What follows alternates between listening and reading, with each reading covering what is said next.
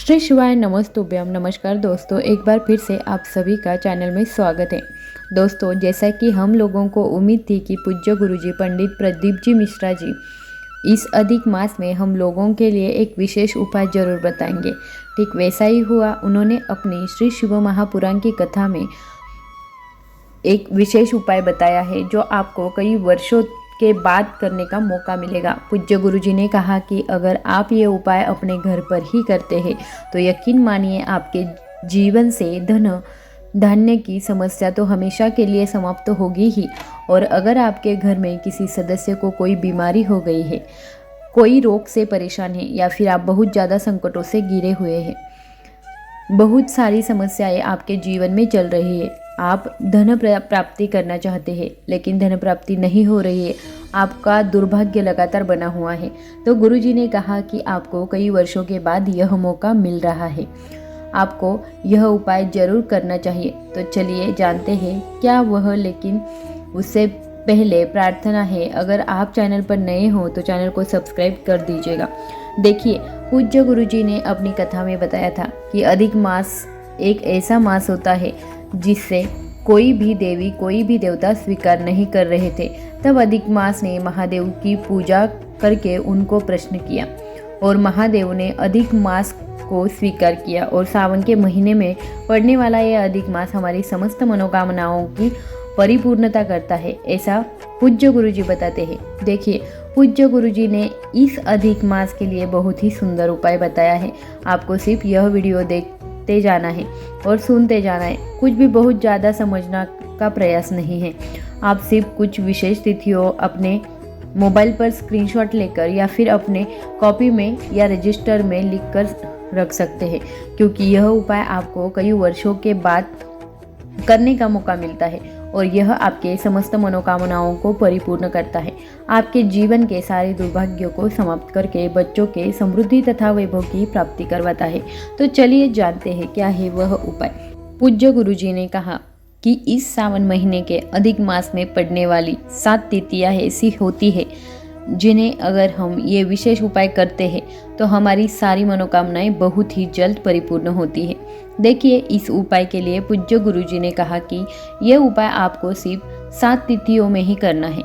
कौन कौन सी तिथियां है वो तो हम जान लेंगे। तो आपको अधिक मास की पंचमी तिथि में ये करना है, अष्टमी तिथि में करना है, एकादशी तिथि में करना है, प्रदोष तिथि में करना है और मासिक शिवरात्रि में करना है, अमावस्या की तिथि में करना है और पूर्णिमा की तिथि में भी करना है।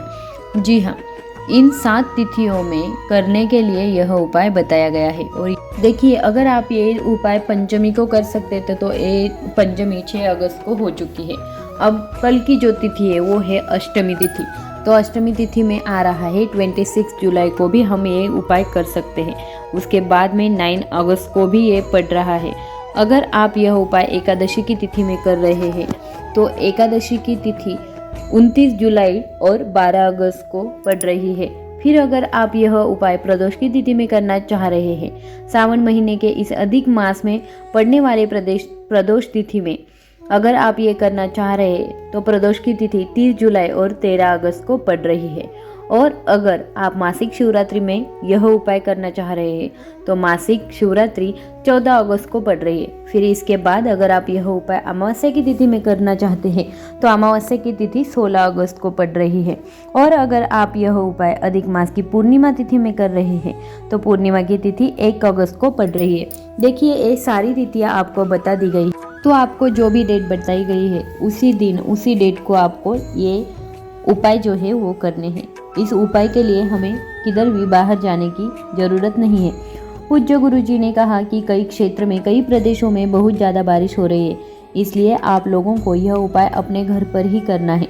देखिए, अपने घर पर आप यह तुलसी माता का जो पौधा होता है उसके नीचे भी उपाय कर सकते हैं, या फिर आप अपने घर के मुख्य द्वार पर ये उपाय कर सकते हैं, या फिर आप आपके घर के मंदिर में भी यह उपाय कर सकते हैं।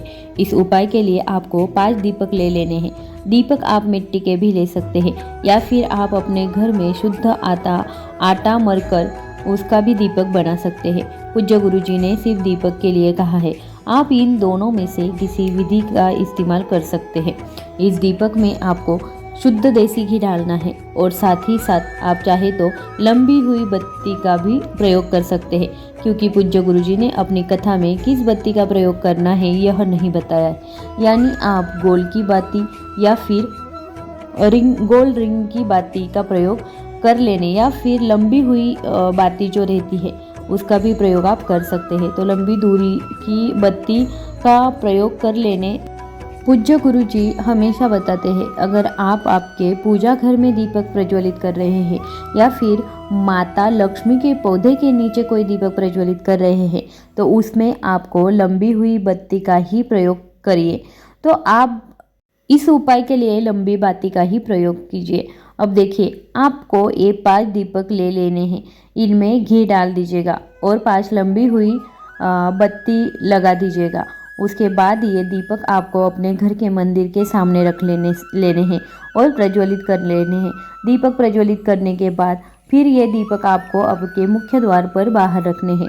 मुख्य द्वार के बाहर रख देंगे, यानी जो गेट होता है उसके बाहर रख देंगे और दीपक का जो मुख होगा वह बाहर की तरफ रहेगा। या फिर आप चाहे तो अपने घर पे जो तुलसी का पौधा है उसे तुलसी के पौधे के नीचे भी आप ये 5 दीपक प्रज्वलित करके रख सकते हैं। अपनी मनोकामना का स्मरण करते हुए आपके जीवन की जो समस्या है, आपके जीवन की जो तकलीफ है, चाहे वो धन से संबंधित हो, चाहे वो स्वास्थ्य के संबंधित हो, यानी आपके शरीर में अगर कोई भारी रोग हो गया है, कोई भारी बीमारी हो गई है, तो उसके लिए आपको ये उपाय कर लेना है। या फिर आपके जीवन में कोई संकट चल रहा है, कोई भारी विपत्ति आ गई है। बहुत से ऐसे लोग होते हैं जो कहते हैं कि हमारे जीवन में हमने बहुत मेहनत कर ली लेकिन हम सफल नहीं हो रहे हैं। तो पूज्य गुरुजी ने कहा है कि आपके जीवन में किसी प्रकार की समस्या हो तो आपको कई वर्षों के बाद जो ये संयुक्त योग बन रहा है उस संयुक्त योग में यह विशेष उपाय करना जरूरी है। लेकिन आपको एक बात विशेष ध्यान रखेंगे कि अगर आप माता तुलसी के पौधे के नीचे ये 5 दीपक प्रज्वलित करते हैं तो फिर आपको एकादशी के दिन ध्यान रखना है कि तुलसी के पौधे को आप स्पर्श नहीं करेंगे। वैसे पूज्य गुरुजी ने कहा है कि आप अपने घर के द्वार के बाहर ही यह 5 दीपक प्रज्वलित कर लीजिए, लेकिन ये दीपक आप प्रदोष काल के समय में ही प्रज्वलित करेंगे। अगर आप प्रदोष काल के समय के बारे में जानकारी नहीं रखते तो जान लीजिए कि शाम को जब सूर्यास्त होता है तो 45 मिनट्स पहले का समय और 45 मिनट्स बाद का समय जो होता है वो 1.5 घंटे का जो समय होता है इसे ही प्रदोष काल कहते हैं। और इसी समय आपको यह 5 दीपक प्रज्वलित करने हैं।